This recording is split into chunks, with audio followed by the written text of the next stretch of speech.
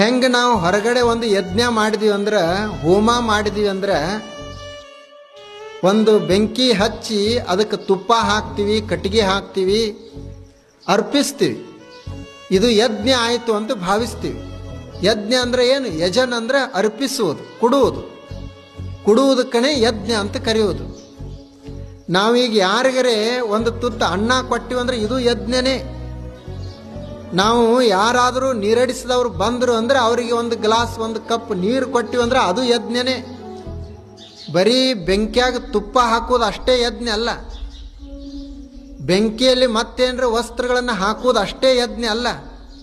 ಹಸದಂಥ ಮನುಷ್ಯನಿಗೆ ಅನ್ನ ಕೊಡುವುದನ್ನು ಯಜ್ಞ. ಯಾಕೆಂದ್ರೆ ಒಳಗೆ ಬೆಂಕಿ ಅದ.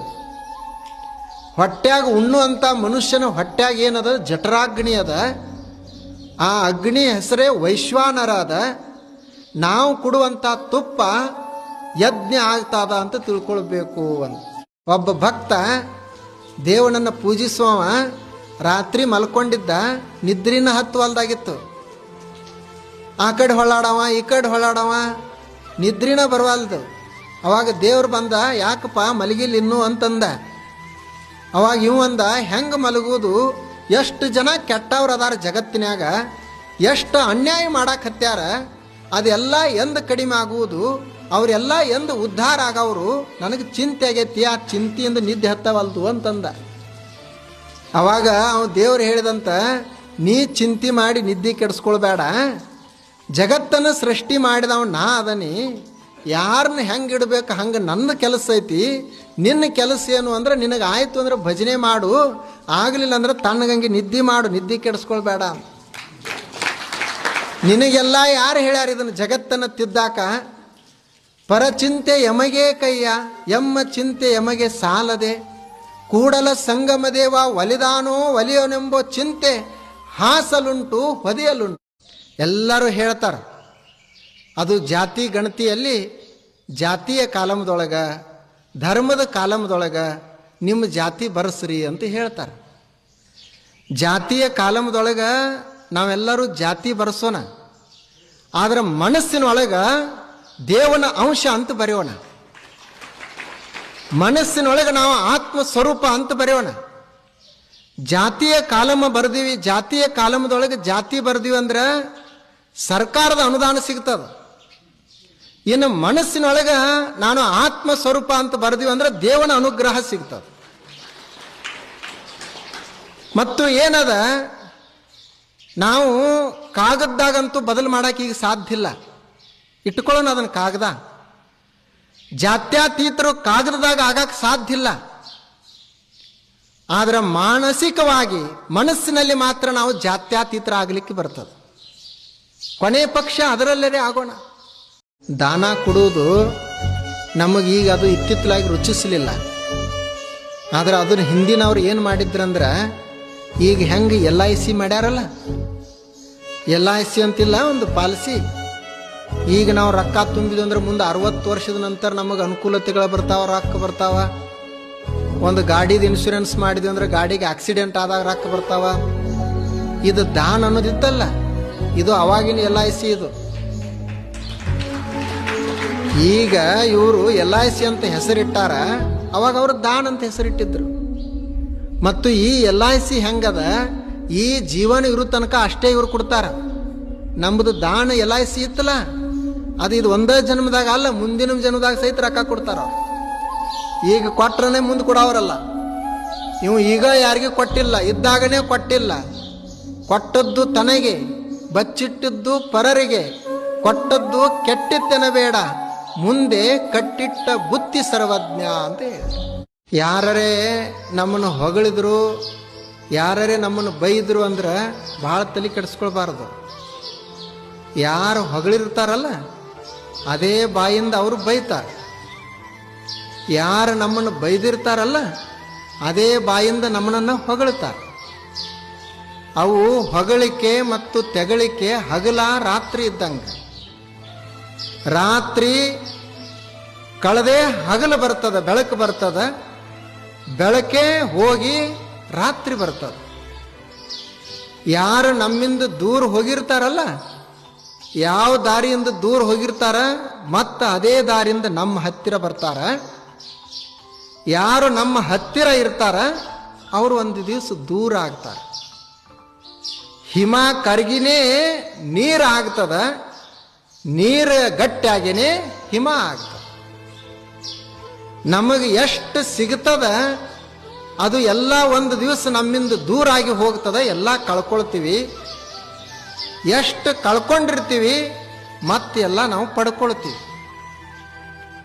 ಈಗೆಲ್ಲರೂ ಕುಂಡ್ಲಿ ತೆಗಿಸಿ ನೋಡುದಿಲ್ರಿ, ಅವನು ಹುಡುಗ ಹುಟ್ಟಿತು, ಒಂದು ಮಗು ಹುಟ್ಟಿತು ಅಂದ್ರೆ ಅವನು ಕುಂಡ್ಲಿ ತೆಗಿಸ್ತಾರ, ಇವು ಏನಾಗ್ತಾನ. ನಮ್ಮ ಜೀವನ ಕುಂಡ್ಲಿ ಪ್ರಕಾರ ನಡೆಯುವುದಿಲ್ಲ, ನಮ್ಮ ಜೀವನ ಕರ್ಮದ ಪ್ರಕಾರ ನಡೀತದ. ಅದು ಕುಂಡಲಿ ಅನ್ನೋದು ಗೂಗಲ್ ಮ್ಯಾಪ್ ಇದ್ದಂಗೆ. ಈಗ ನೀವು ಇಲ್ಲಿ ನಿಂತು ಲೊಕೇಶನ್ ಹಾಕಿದ್ರಿ ಅಂದ್ರೆ ಇಲ್ಲಿಂದ ಅಲ್ಲಿ ತೋರಿಸ್ತದ. ವಿಜಯಪುರ ಇಲ್ಲಿಂದ ಹೆಂಗೆ ಹೋಗ್ಬೇಕು ಅಂತ ಅಲ್ಲಿ ತೋರಿಸ್ತದ. ಇಲ್ಲಿಂದ ಸ್ವಲ್ಪ ಮುಂದೆ ಹೋಗಿ ನೋಡಿದ್ರಿ ಅಂದ್ರೆ ಮತ್ತೆ ಅಲ್ಲಿಂದ ತೋರಿಸ್ತದ. ಕುಂಡಲಿ ಈಗ ನೀವು ಎಲ್ಲಿ ಅದರಿ ಮತ್ತು ಏನು ಮಾಡ್ತಾ ಅದರಿ ಅದರ ಮೇಲೆ ನಿಮ್ಮ ಮುಂದಿನ ಲೊಕೇಶನ್ ತಯಾರಾಗ್ತದೆ. ಆಗ ನಮ್ಮ ಜೀವನದ ಕುಂಡಲಿ ಅಂದ್ರೆ ನಾವು ಮಾಡುವಂಥ ಕರ್ಮಗಳು,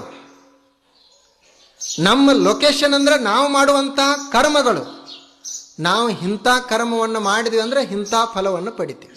ಬಡವ್ರ ಮನಿ ಊಟ ಚಲೋ ಅಂತ, ಶ್ರೀಮಂತರ ಮನಿ ನೋಟ ಚಲೋ. ಶ್ರೀಮಂತರ ಮನಿ ನೋಡಾಕ ಚಂದ, ಬಡವ್ರ ಮನ್ಯಾಗ ಉಣ್ಣಾಕ ಚಲೋ. ಹಂಗೆ ಶಹರಗಳು ಹೆಂಗೆ ಅದಾವ ಅಂದ್ರೆ ನೋಡಾಕ ಒಂದು ದಿವಸ ಹೋಗಿ ಬರಾಕ ಅಟ್ಟೆ ಚಲೋ, ಇರ್ಲಿಕ್ಕೆ ಹಳ್ಳಿಗಳನ್ನೇ ಚಲೋ. ನಿಮಗೆ ತಡ ಮಾಡಿ ಚಪ್ಪಾಳೆ ಬಾರಿಸಾಕತ್ತೀರಿ ಅಂದ್ರೆ ಹಳ್ಳಿದ ರುಚಿ ಹತ್ತಿಲ್ಲ ಅಂದಂಗೆ ಆಯ್ತು. ಹಳ್ಳಿ ಅಂತಂದ್ರೆ ಬಹಳ ಆನಂದ ಪಡಬೇಕು. ಶಹರಗಳಲ್ಲಿ ದೊಡ್ಡ ದೊಡ್ಡ ಬಿಲ್ಡಿಂಗ, ದಾರಿ ಚಲೋ, ಭಾಳ ಎಲ್ಲ ಗಾಡಿಗಳು, ನೋಡಾಕ ಚಂದ, ಇರಾಕಲ್ಲ. ನಮ್ಮಲ್ಲಿ ಇಲ್ಲಿ ಮನೆಗಳು ಭಾಳ ಇಲ್ಲ, ಗಾಡಿಗಳು ಭಾಳ ಇಲ್ಲ, ಆದರೆ ಇಲ್ಲಿ ಇರಲಿಕ್ಕೆ ಚಂದ. ನಾವು ಕುಡಿಯುವಂಥ, ನಾವು ಉಣ್ಣುವಂಥ ಹಾಲು ಮುಂಬೈದಾಗ ಸಿಗ್ತಾವೆ ಏನು? ನಾವು ತಿನ್ನುವಂಥ ತಪ್ಪಲು ಪಲ್ಯ, ನಾವು ತಿನ್ನುವಂಥ ಉಣ್ಣುವಂಥ ಗಜ್ಜರಿ ಸೌತೆಕಾಯಿ ಬೆಂಗಳೂರಾಗ ಸಿಗ್ತದೆ ಏನು? ನಾವು ಸ್ವೀಕರಿಸುವಂಥ, ತೆಗೆದುಕೊಳ್ಳುವಂಥ ಈ ಹವಾ ಎಲ್ಲಿ ಸಿಗ್ತದೆ? ಇಷ್ಟ ಹಾರ್ದಿಕ ಭಾವ ಎಲ್ಲಿ ಸಿಗ್ತದೆ? ಆದ್ದರಿಂದ ಹಳ್ಳಿ ಇರ್ಲಿಕ್ಕೆ ಚಂದ, ಶಹರ ನೋಡಾಕಷ್ಟೇ ಚಂದ. ಚಿಂತೆಯೂ ಸಹಿತ ಒಂದು ವ್ಯಸನ ಆಗ್ಯದ, ಬಹಳ ಭಯಾನಕ ವ್ಯಸನ ಅದ ಅದು. ಈಗ ಬರೀ ಬೀಡಿ ಸಿಗರೇಟ್ ಸೇದುವಂಥ ಒಂದು ಶ್ವಾಸಕೋಶಗಳು ಅಷ್ಟೇ ಹಾಳಾಗ್ತಾವ. ತಂಬಾಕ ಗುಟ್ಕಾ ತಿನ್ನುವಂಥ ಒಂದು ಬರೀ ಜಠರ ಕರಳುಗಳು ಅಷ್ಟೇ ಹಾಳಾಗ್ತಾವ. ಇನ್ನು ದಾರು ಸೆರೆ ಅಂಥದನ್ನು ಕುಡಿಯುವಂಥ ಮನುಷ್ಯಂದು ಲಿವರ್ ಅಷ್ಟೇ ಹಾಳಾಗ್ತದೆ. ಆದರೆ ಈ ಚಿಂತೆ ಅನ್ನುವಂಥ ವ್ಯಸನ ಅದಲ್ಲ ಇದು ಒಮ್ಮೆ ತಲೆ ಒಳಗೆ ಹೊಕ್ಕಿತ್ತು ಅಂತಂದ್ರೆ ಲಿವರ್ ಮೇಲೂ ಪರಿಣಾಮ ಬೀರ್ತದ, ಹಾರ್ಟಿನ ಮೇಲೂ ದುಷ್ಪರಿಣಾಮ ಬೀರ್ತದ, ಜಠರದ ಮೇಲೂ ದುಷ್ಪರಿಣಾಮ ಬೀರ್ತದ. ಅಷ್ಟೇ ಅಲ್ಲ, ನಮ್ಮ ತಲೆನೇ ಬಹಳ ಮುಖ್ಯ ಅಲ್ಲ, ಆ ತಲೆಯನ್ನೇ ಮಂದ್ ಮಾಡಿಬಿಡ್ತದ. ಅದಕ್ಕೆ ಅದು ಬಹಳ ಡೇಂಜರಸ್ ಹ್ಯಾಬಿಟ್ ಅದು ಚಿಂತೆ. ಭಕ್ತ ಅವ ಸಣ್ಣವಾಗುವುದಿಲ್ಲ, ಅವನಿಗೆ ಅಪೇಕ್ಷೆಗಳನ್ನೇ ಬಹಳ ಇರುವುದಿಲ್ಲ. ಅದಕ್ಕೆ ಹಳ್ಳಿ ಜನ ಹೇಳ್ತಾರೆ ನೋಡ್ರಿ, ಎಷ್ಟು ಚಂದ ಹೇಳ್ತಾರ. ಹಳ್ಳಿ ಜನ ಹೇಳ್ತಾರೆ, ಯಾರು ಸಾವುಕಾರ, ಯಾರು ಬಡವ, ಯಾವ ಬಡವ, ಯಾರು ಸಾಕಂತಾರ ಅವ ಸಾವುಕಾರ, ಯಾರು ಬೇಕಂತಾರ ಅವ ಬಡವ. ನಮ್ಮ ಹತ್ತಿರ ಕೋಟ್ ಇದ್ರು ಇನ್ನೂ ನಮ್ಮಲ್ಲಿ ಬೇಕು ಬೇಕು ಅಂತ ಇತ್ತು ಅಂದ್ರೆ ನಾವು ಬಡವರು. ನಮ್ಮ ಹತ್ತಿರ ಏನೂ ಇರ್ದಿದ್ರು ಮನಸ್ಸಿನಲ್ಲಿ ಸಾಕು ಅನ್ನುವಂಥ ಸಂತೃಪ್ತಿ ಇತ್ತಂದ್ರೆ ನಾವು ಸಾಹುಕಾರ.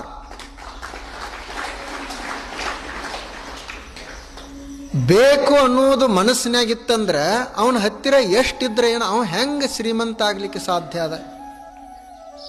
ಅದನ್ನೇ ಅವರು ಹಳ್ಳಿಗರು ಹೇಳಿದ್ರು. ಹಳ್ಳಿಯ ಜನರ ಮಾತುಗಳಿಗೇನೆ ವೇದ ಅಂತ ಕರೆಯುವುದು.